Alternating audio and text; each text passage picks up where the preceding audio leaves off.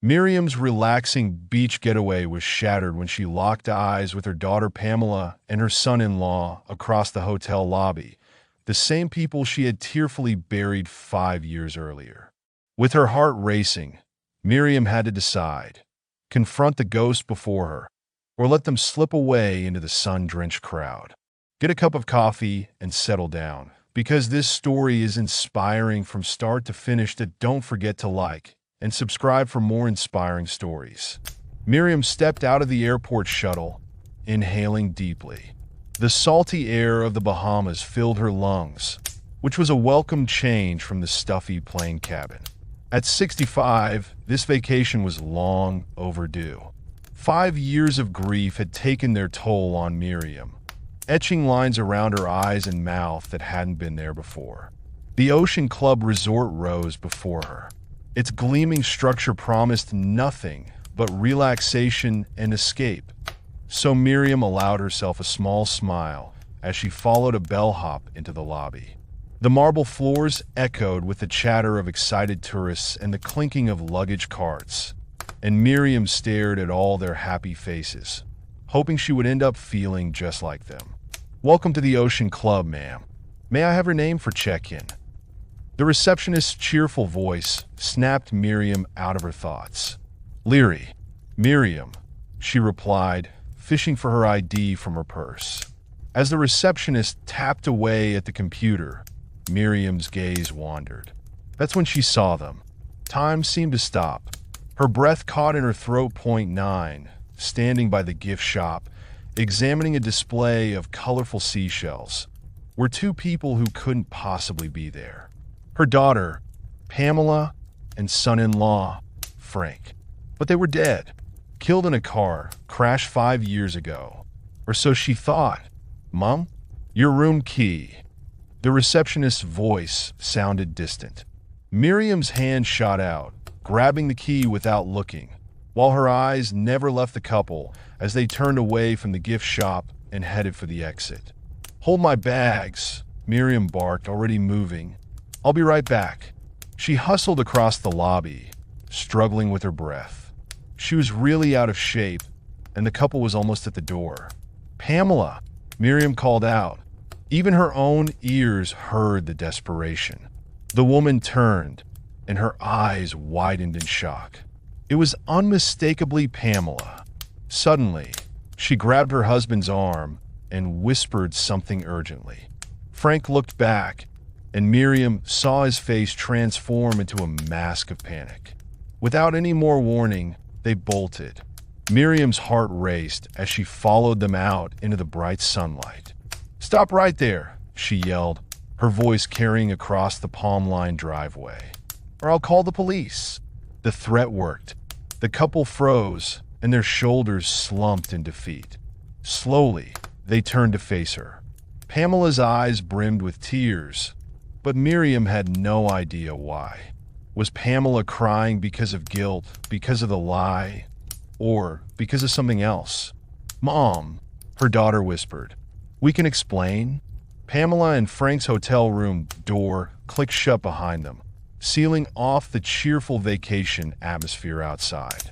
Inside, the air felt heavy, charged with the past 5 years of Miriam's mourning and her current anger.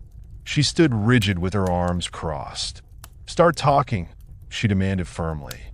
Frank cleared his throat. "Mrs. Leary, we never meant to hurt you." "Hurt me?" Miriam's laugh was harsh. "I buried you. Both of you. I grieved for 5 years. And now you're standing here, telling me you never meant to hurt me." Pamela stepped forward, trying to reach out. "Mom, please. We had our reasons." Miriam recoiled from her daughter, although she also had the same urge. What reason could possibly justify this? Frank and Pamela exchanged troubled glances, and it took a second before Frank spoke. "We won the lottery." Silence fell, broken only by the distant sound of waves crashing on the beach outside. "The lottery," Miriam repeated flatly. "So you fake your own deaths because you won money?" Pamela nodded and began to elaborate, although her voice could barely be heard. It was a lot of money, Mom. We knew if people found out, they'd all want a piece. We just wanted to start fresh, without any obligations. Obligations? Miriam's own voice rose. Like paying back the money you borrowed from Frank's family for that failed business? Like being there for your cousin's kids after their parents died? Those kinds of obligations? Frank's face hardened. We didn't owe anyone anything. This was our chance to live the life we always wanted, and we don't plan on letting anyone get in our way. At the expense of everyone who loved you, and I bet you're also avoiding taxes, Miriam shot back. She turned to her daughter. Pamela, how could you do this? To me? Pamela looked down and sniffled. I'm sorry, Mom.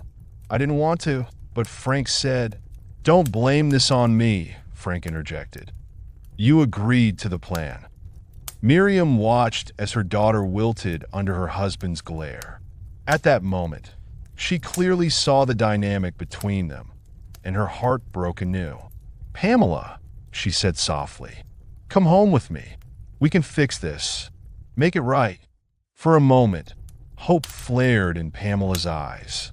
Then Frank's hand clamped down on her shoulder. We're not going anywhere, he said, resolute. Our life is here now. We have everything we need. Pamela's shoulders slumped. I'm sorry, Mom, she whispered. I can't. Miriam stood there, staring at the strangers her daughter and son-in-law had become. Without another word, she turned and walked out of the room. She couldn't enjoy her vacation after that, and changed her plans immediately. But the trip home was a blur. Miriam moved on autopilot as her mind replayed the confrontation over and over. What should she do? Was faking your death illegal? Was Frank hiding something else? However, by the time she reached her empty house, she had made a decision. She wouldn't report them. Not yet. She'd leave that door open, hoping against hope that Pamela would walk through it one day. 3 years passed. Miriam tried to move on, but the weight of this secret and the pain of betrayal never truly left her. Then, one rainy afternoon, there was a knock at her door. Miriam opened it to find Pamela standing on her porch, soaked from the rain, with her arms wrapped around her body and looking utterly lost. Mom, Pamela's voice cracked. Can I come in? Miriam hesitated, then stepped aside. Pamela shuffled in, leaving a trail of water on the hardwood floor.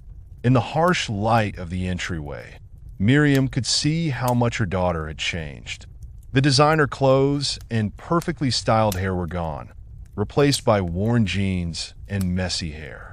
Dark circles shadowed her eyes. What happened?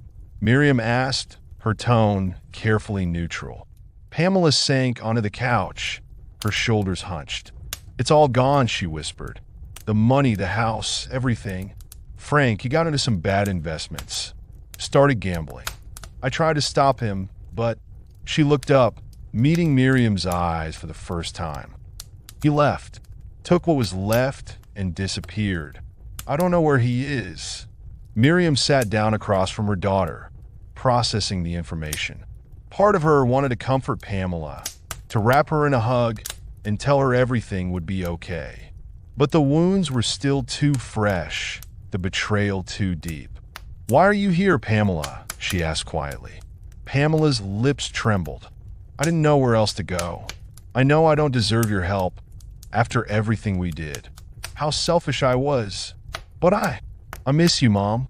I'm so sorry. For all of it. Silence stretched between them because Miriam had no idea what to do.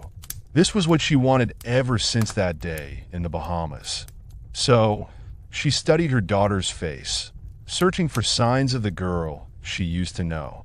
After a few moments, Miriam sighed. I can't just forgive and forget, Pamela. What you and Frank did, it was more than just lying. I think you broke the law. Faking your death may not be exactly illegal, but I bet you didn't pay any taxes on that money. But also, you hurt a lot of people, not just me.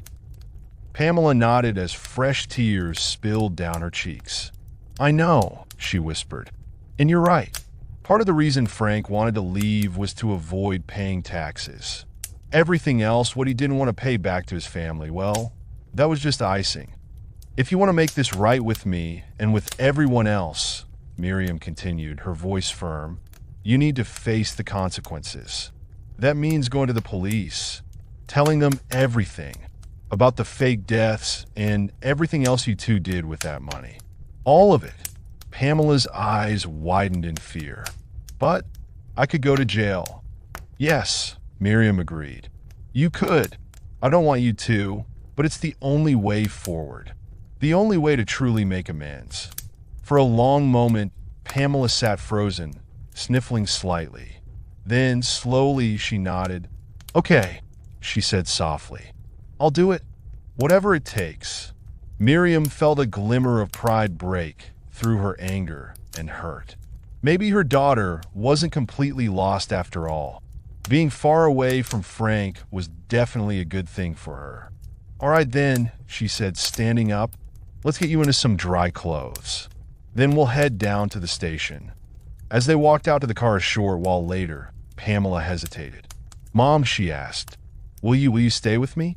While I talk to them, Miriam paused, then reached out and squeezed her daughter's hand, allowing herself to again feel and show all the love she had for her. Yes, she said warmly and desperately. I'll be there, for sure. Thank you. Pamela nodding and taking a deep breath. Suddenly, her expression shifted. Her mouth set in a firm line, and determination filled her eyes. Let's go. There's my girl.